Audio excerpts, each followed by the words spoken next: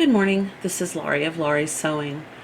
Today I am going to take a McCall's pattern for a short casual skirt and use that pattern to create a long formal skirt made from satin fabric. This is the back pattern piece that I'm currently working on and will be cutting out. I did trace it onto the fabric with my tailor's chalk, and I'm getting ready to cut it out now. I'm using my pattern weights to hold the fabric in place. I don't want to use pins on this fabric. So if you have pattern weights, I mean, you can even use just silverware out of your kitchen to hold it down if you need to keep your fabric stable while you're cutting.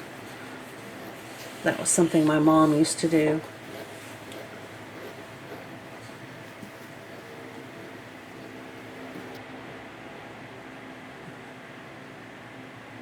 Okay, so the complicating thing I'm trying to figure out a good way to describe is the front two pieces of the skirt have a facing that meets in the front, and you have buttonholes on one side and buttons on the other side. That piece, that basic built-in facing is 3 inches on both sides. So you would fold back 3 inches on the right side and fold back 3 inches on the left side. Currently right here I'm cutting out the waistband of the top. Not the waistband, the waist area of the top of the back. Okay, so now that I've completely confused you, I'm checking the back. But getting back to the front, there are 2 front pieces.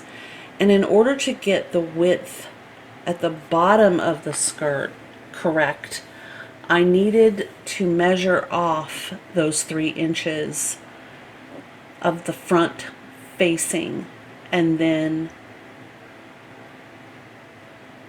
alright, so I'm putting my pattern piece down using pattern weights, and I'm going to measure that 3 inches. I'm just going to use my measuring tape and make a dot, and then connect the dots using my Omni Grid and some chalk. And that will help me place the back of the pattern, or the back pattern piece right there. Okay, because the facing doesn't count in that measurement. And I wanted to make sure that I had the same width across the bottom of the front as I did across the bottom of the back. And by that I mean, when you sit down in a skirt, you don't want your legs to be smushed together. So I wanted her to have a little extra room. Okay, just tracing around. It's a lot easier for me, there's Bama, to cut on those chalk lines rather than having that heavy, almost cardboard paper that I ended up having to use. I did not like that. Alright, so that's the top and that's the bottom.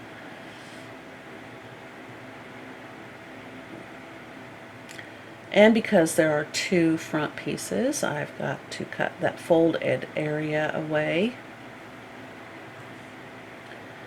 And the other side. Now I did notch the fabric. I didn't notch the pattern pieces, but I created a notch on both front pieces and the back piece. Okay, and then next I'll be cutting out the waistband, and I decided to cut 2 identical pieces. I will be flatlining that waistband for stability. And everything is now cut out.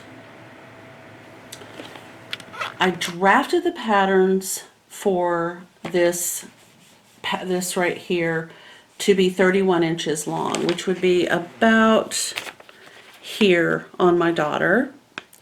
So if that's the foot, so there's the ankle, it would just be right above the ankle. We did do measurements. I have cut this to like 34 inches, I believe 33 and a half to 34 inches. They're both the same. So what I have here are the 2 front pieces, the 1 back, and the waistband.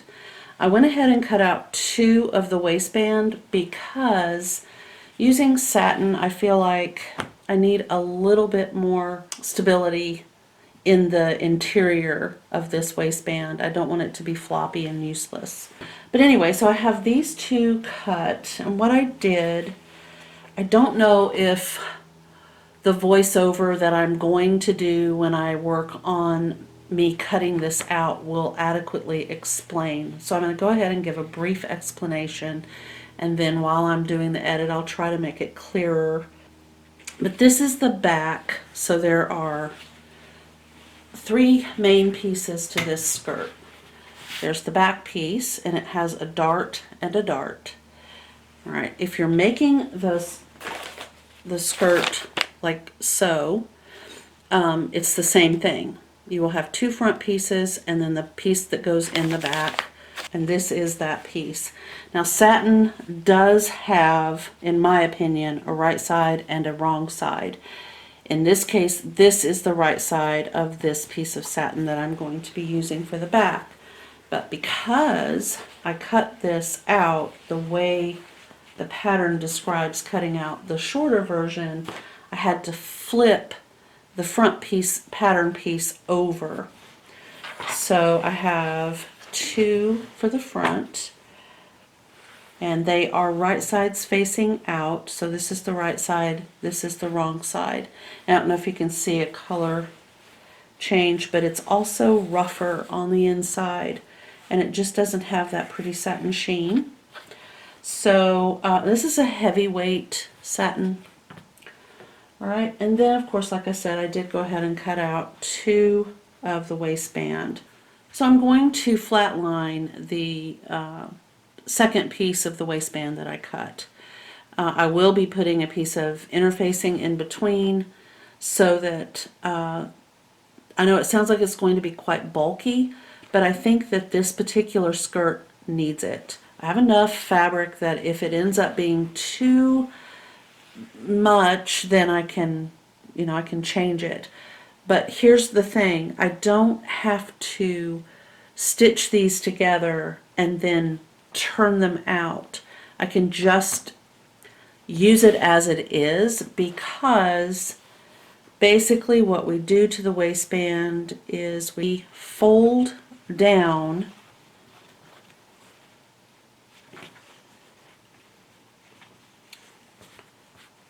a bottom edge like so. We then stitch this raw edge to the raw edge of the top of the waist, and then it gets flipped to the inside. So we end up with about this much of a waistband on the skirt. I don't want it to be stitched together and then turned inside out, and then all of those seams on the inside add bulk to this area. I will be treating this as one piece of fabric, hence flatlining. So that's what that's going to look like. And I'm probably going to go ahead and get started on this today, depending on how things are going.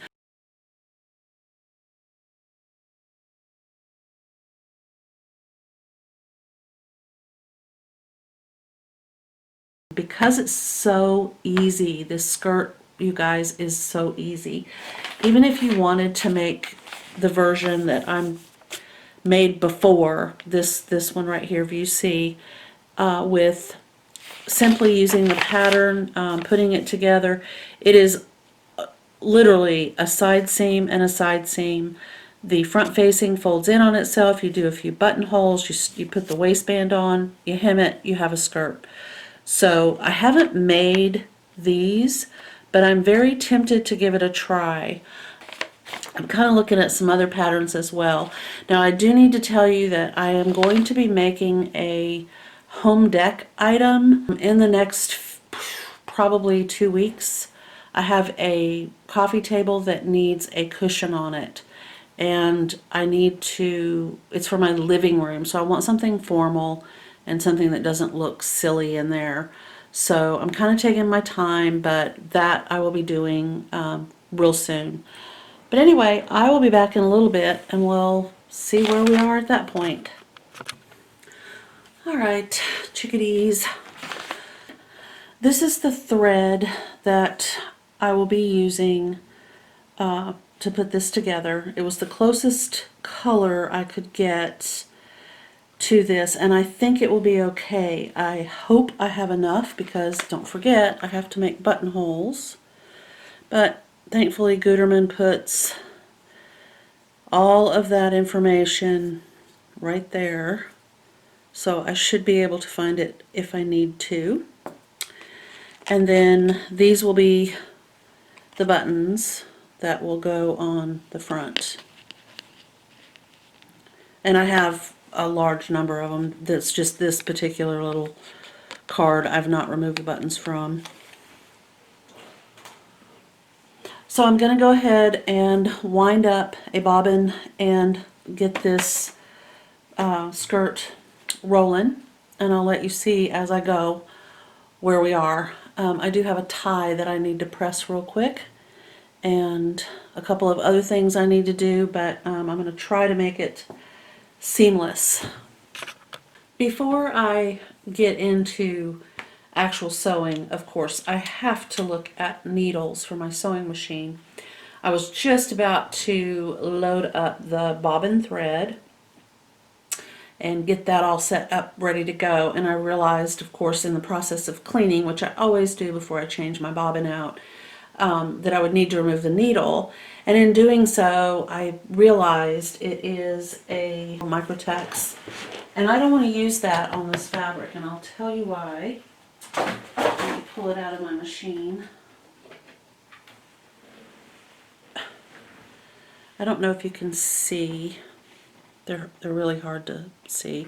Let me look at my sewing machine. I have a gauge that tells me it is a 80-12 that must have come out of a different box. I don't think it came out of the universal, because universal needles tend to be ballpoint. So this one is very, very, very sharp. There's nothing wrong with this needle. It hasn't been in the sewing machine very long. I mean, I can see all of the parts of the needle are really, really well put together. I don't feel any burrs. So I'm going to save it, but I have to make sure that I remember what size this is. So I'm going to take a piece of fleecy interfacing and poke it in there like so, and then I'll just use this friction pen and just write an 80, maybe. I may have to put a piece of tape on here.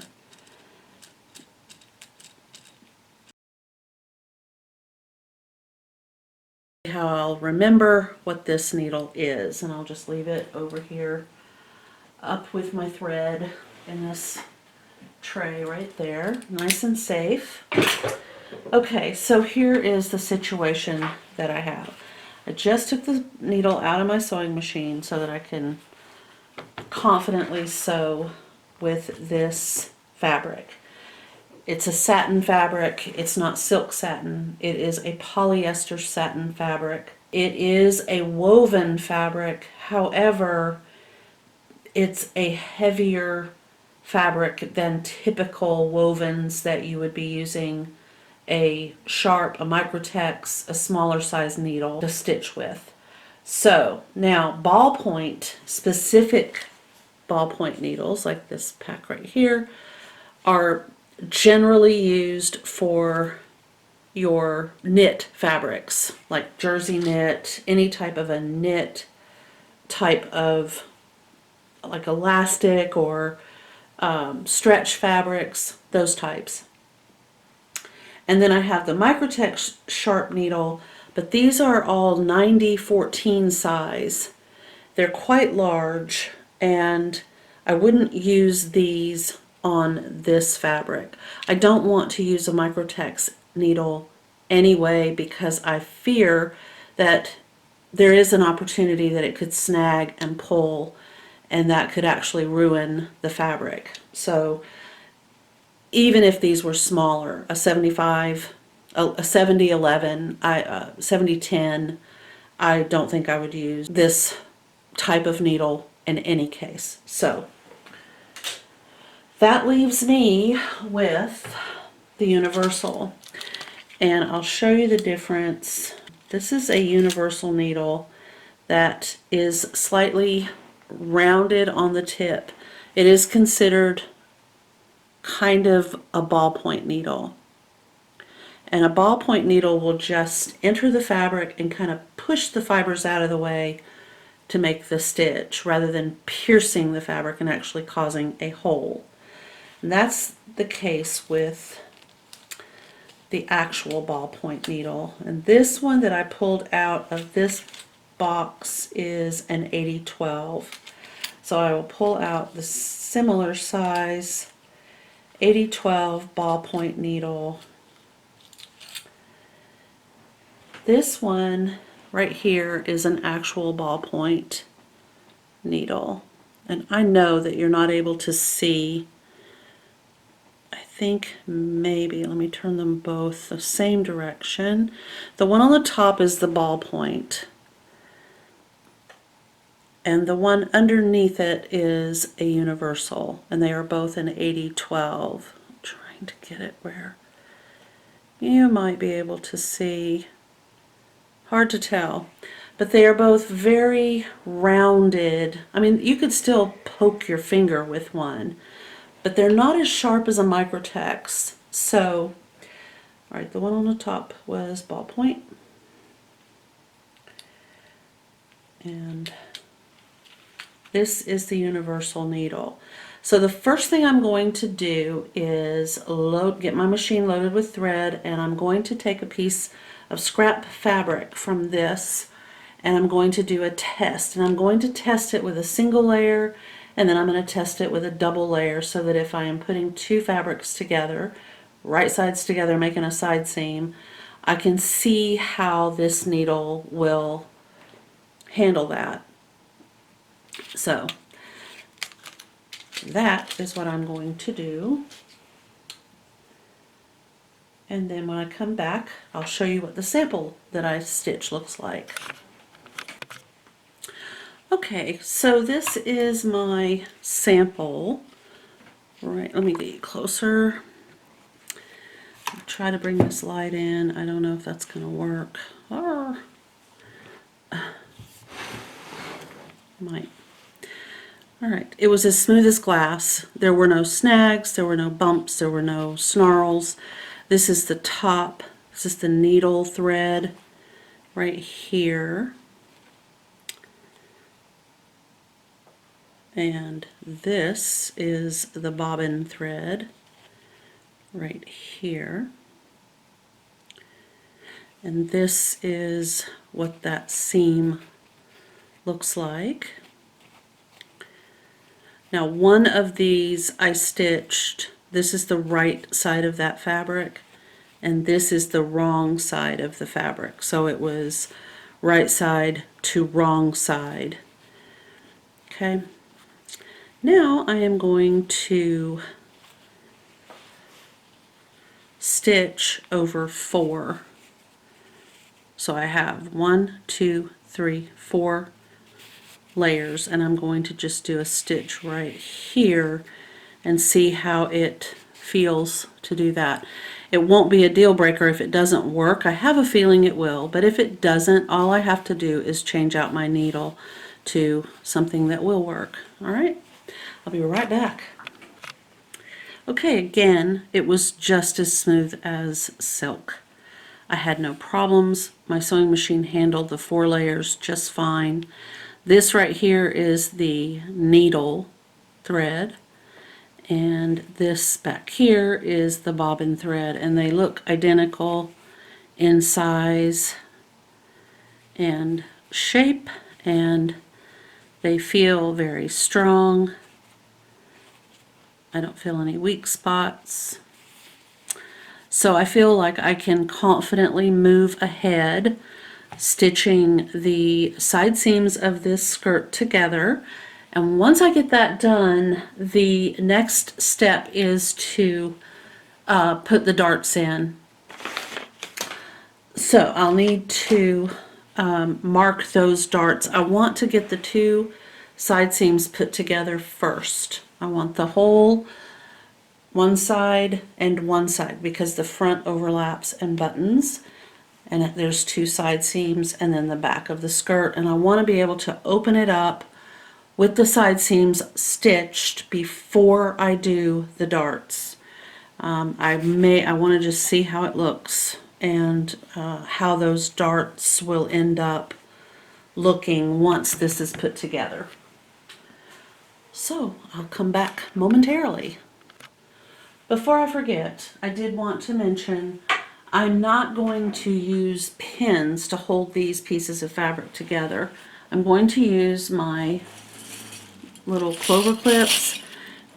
I am going to use the clips because this fabric is very slippery and I don't want it to just basically have free reign at the sewing machine. I need to be in control. But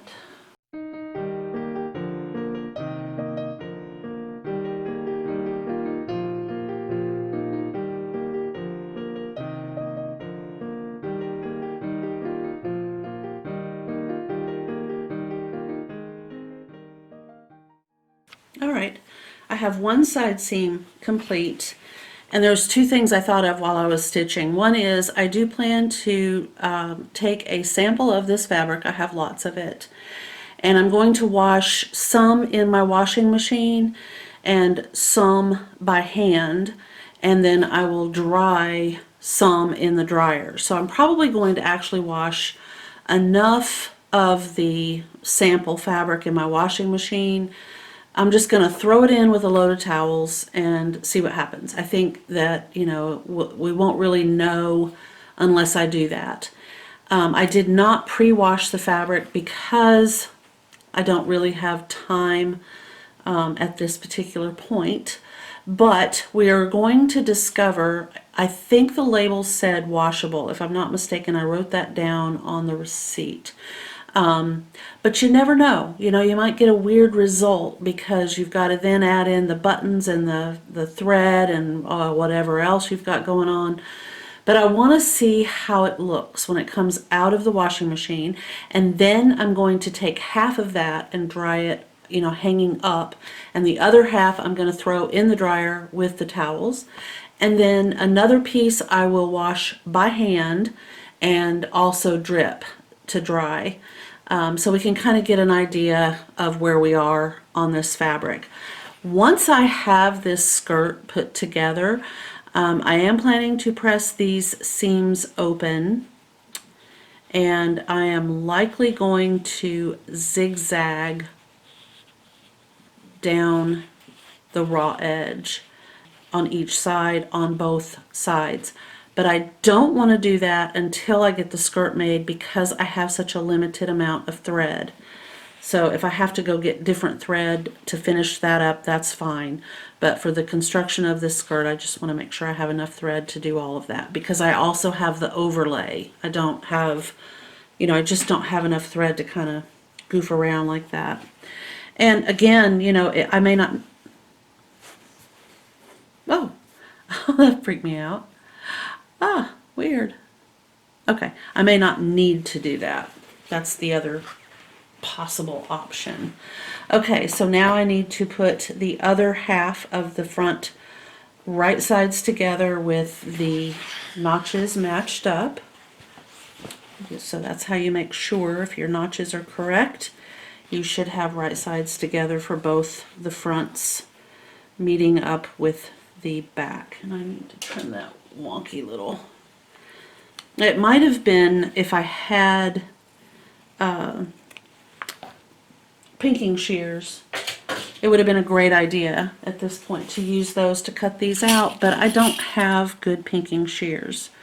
I bought a pair on Etsy that were sold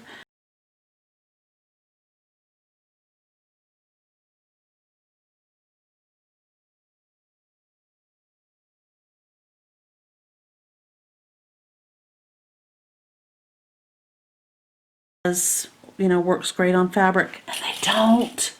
They don't work great on fabric at all. They're very old and they're collectible actually, but I can't cut anything with them. They're just pretty to look at, and that's okay too, but I do need to invest in some pinking shears for when I'm sewing things like this. All right. So we clip these together, and of course you probably know the reason I chose not to use pins is I don't want to create holes in this fabric. And I mean, I could have pinned it within the seam allowance, which I am using. I don't know what that one is. Third line over. Let me get that for you real quick. 1, 2, 3, 3/4. Okay. So I am stitching with a 3/4 of an inch seam allowance. All right, I'll be right back. All right, guys, it ironed up beautifully. I basically have the 2 front pieces attached at the side seams to the 1 back piece. It's so dark outside that it's completely affecting not only the light for creating a video of sorts, but I can't see really well enough to get what I want done appropriately taken care of. Literally, it took me longer to press this than it did to put these 2 side seams together. And the reason it took longer to press is because I had already preheated my iron for something else, and it was set on cotton, and I had to turn it down to kind of a high synthetic setting, which is lower than wool or linen. You know, it's like this, well, linen would be a high temp, but you know what I'm saying. It's a low temperature, and there's just like a whiff of steam. So, because I don't want to burn it. I would be devastated if I did. But I'm happy with the way the seams have turned out. They look really good from both this side, which is the inside, and from this side, which is the outside. So all 33 inches long from the waist down to the very bottom turned out beautifully. And from this point, it is a matter of getting the darts done, the waistband on, the front facings turned, buttonholes made, and the hem done. And you know, honestly, if you've sewn, you know that putting the waistband on is just it's hardly anything at all. So the hardest part will be creating the waistband. Once the waistband on the top of a skirt has got the darts in, you know, added, this is simple. And then I just need to make sure that I get the front facings turned and the buttonholes correctly placed. I am probably going to go ahead and use a press-on buttonhole weight fusible interfacing in between the facing and the skirt on the wrong side, and that way the buttonholes will be nice and sturdy. The buttons are relatively small. They are not large buttons. They are, oh, I have a button card. These buttons are 11/16 of an inch or 18 millimeters. And as I said earlier, this skirt is going to have a waistband button, the button following that one on the body of the skirt, another button, and that's it. The rest of the buttons will simply be decorative, but they will be holding the skirt together at the front up to about, I think, 5 inches from the bottom of the hem will be button free. So there'll be a 5-inch, which 5 inches is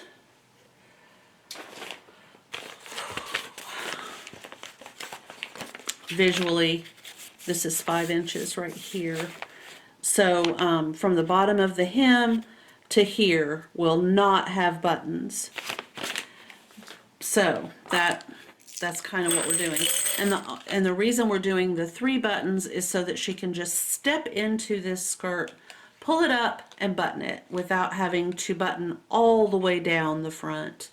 The wear and tear on buttonholes all the way down would, I think, be a little bit, you know, I think it's just a ridiculous thing to do to a skirt made out of satin, I guess is what I'm trying to say. And then I have the overlay. The overlay is going to come to about this far, so it'll wrap around the waist, and then in the front it won't close over the front of the buttons, so the buttons will be showcased on the skirt, and the overlay will just be kind of a drapey fabric that ties with a velvet bow at the waist. So here are those products or fabrics. And I had mentioned, I think earlier or in a previous video, this has sparkles. I think you can see that just kind of mixed in. This is a single layer of our overlay. It is a net. It's very stretchy. Mostly stretchy this direction and not as much in this direction. And then, so that's the overlay fabric, and then this is our tie for the overlay. It's velvet ribbon. And I'm just going to pleat this. We want to use all of it, but and I'll get into all of this when this is the main focus, but I'll be pleating it rather than gathering it to the ribbon.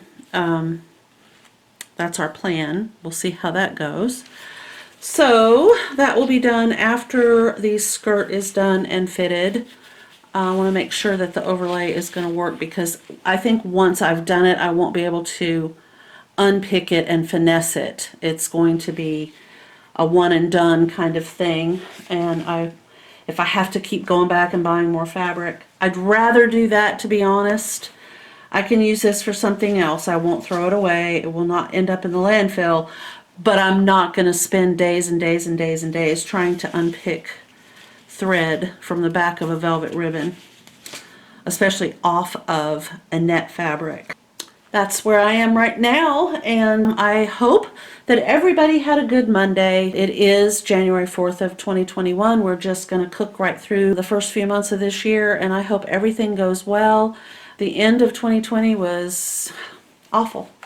So anyway, if you liked this video, please give it a thumbs up.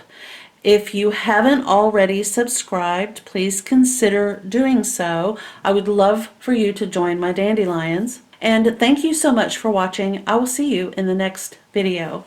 Bye.